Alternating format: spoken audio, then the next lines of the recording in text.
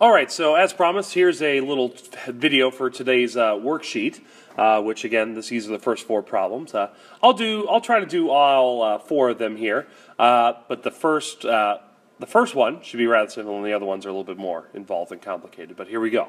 Alright, so number 1. So find the missing side lengths, leave your answers as radicals, which we already know. Because this is a special right triangle, there's 45, so we know the other missing angle is 45. So this is a 45, 45, 90 triangle. Okay, so we know this is a special right triangle. Okay, now if it is a special right triangle, okay, then that means I just always like doing this as a habit. I'm going to copy the triangle right next to it, and by copy the triangle I mean I'm going to draw a similar triangle. Okay, we talked about similar triangles earlier. Okay, so 45, 45. 90, okay? In a normal 45, 45, 90 triangle, if they didn't give me any side lengths, it would be 1 for the 2 legs, and then radical 2 for the hypotenuse. So with just this information, we can set up a scale factor to figure out the other missing pieces, okay? But now, I want you to notice, do you see how both the legs are 1? Because, see, opposite of 45 is 1, opposite of 45 is 1. Okay, so both the legs for 45, 45, 90 will always be the same. Okay, so if this leg on the actual triangle is radical 3 over 3, that means this triangle is radical 3 over 3. Right? Great, we already did half the work because I know that they're equal. Awesome. Okay, so now that I know it's radical 3 over 3, let's go ahead and set up our scale factor. Okay, and I'll go this direction here. So radical 3 over 3 over 1, right? Okay, so radical 3 over 3 all over 1. Ooh, fraction within fractions. Okay, we can deal with it. It's going to be okay. Okay, equals, we'll call that A, because we don't know A over radical 2. So A over radical 2. Okay? So that is what we have so far, right? That's our proportion. That's how we set it up. Okay, this looks complicated, but don't worry. We can get this together. So what happens is, we could do it by cross-multiplying, which would be kind of confusing, but this is the easiest way to explain it. How do I get from 1 to radical 2? Well, you multiply by radical 2, right? Because 1 times radical 2 would equal radical 2. So whatever you do to the bottom, we do to the top. So let's multiply top and bottom by the same thing, radical 2. Okay? So on the top I would have radical 3 over 2, or no, excuse me, radical 3 over 3, times radical 2 equals A. Okay? So, in this problem, we would multiply straight across. Okay? So radical 3 times radical 2, if they're both inside a square root, you can actually multiply the numbers on the inside. So that gives me radical 6. And then there's an invisible 1 there. 3 times 1 is 3. So A equals radical 6 over 3. Now, a word of warning. Do not think, oh, well, 6 and 3, they have a both factor of 2, right? So I can reduce this to 2 and this down to 1. I can't reduce if one of the numbers is inside of a square root and the other one isn't. So I cannot do this. So this is actually my final answer, radical 6 over 3. It's very tempting for students to say, well, I know I can reduce those. No, I can't, because one of them is inside the radical, one of them is not. Or as I have to say, okay, if your buddy's in jail, I mean, you love him, but you're not going to jump in the jail to go try to help him out, right? He has to get out himself. So, so that is what A is. So A is radical 6 over 3, and B is radical 3 over 3. We just found that.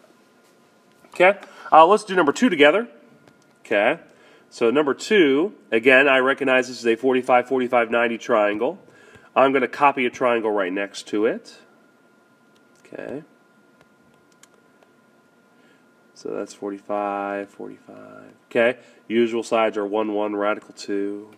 Okay, so let's go ahead and set up our scale factor for this. Okay, so I see this is radical 10 and radical 2, so radical 10 over radical 2, okay, equals x over 1. X over 1. Okay. Now, here's the interesting thing about this. So x over 1, right, isn't 5 over 1 just equal 5? And doesn't radical 3 over 1 just equal radical 3? Right? The invisible 1 down below, we can get rid of it. We don't need it. Same thing goes with variables. If I have x over 1, let's just get rid of it. Okay? So now I just have x equals radical 10 over radical 2. Right? I mean, you could cross multiply and do all that. You're going to get the same answer, but just logical thinking would tell you, well, wait a second, x over 1, okay, well, I can just get rid of the 1, and all I have left is x. Okay? So, the next thing we need to look at is I cannot, so you're thinking, I'm done, right? Well, no, okay. First thing I'm going to do, remember I just talked about, I couldn't reduce radical 6 over 3 because the 6 was in the radical, 3 wasn't. But notice how 10 and 2 are both in the radical. Guess what I can do? I can reduce that because they're both inside of a radical. Meaning, I can reduce 5 and 1. So radical 5 over radical 1 equals x. Okay. But, here's the thing. Do we know the square root of 1? We do know the square root of 1. The square root of 1 is 1. But like I just talked about, do I have to write the invisible 1 down below? No, I don't. So my answer would just be radical 5. Okay? So, I can reduce in a fraction if both the top and the bottom, or the numerator and the denominator, are both in square roots. Okay? So if we know x is radical 5, aren't both legs in a right triangle the same? So this would also be radical 5. Okay? So that is how you would do a problem like this. Okay? Let me do one more. I'll do number 3, and then we'll be done with this video here. And then you're on your own for the rest. All right, here we go. So I notice this is a 45, 45, 90 special right triangle. So I'm going to write a triangle just like it. Right next to it. A similar triangle, if you will. So 45, 45. Okay, and my normal sides are 1, 1, radical 2. All right, set up my scale factor, which would be 7 over radical 2, equals, we'll do y this time, y over 1. Okay? Just by logic, looking at this, hopefully you're like, oh, over 1, can't we just get rid of that then and just write y? So y equals 7 over radical 2. You're exactly right. Okay. But here's the issue that we talked about already, and hopefully you know this. I cannot leave a radical in the denominator. Sort of like I can't have 0 in the denominator. Same thing here. I can't leave a radical in the denominator. Okay? The math behind it is you multiply it by itself. So multiply both top and bottom by radical 2. Okay? When you multiply straight across, radical 2 times radical 2 equals radical 4. And then 7 times radical 2 is just 7 radical 2. You can't multiply those together, just like you can't divide one that is inside one that's not. Okay? And then, I know what radical 4 is, right? Radical 4 equals 2. So 7 radical 2 over 2 would be my answer for y. Okay?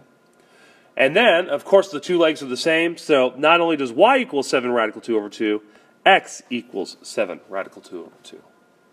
All right, so there's just a kind of a little help there to get you kick-started on this homework assignment, so hope you guys do well.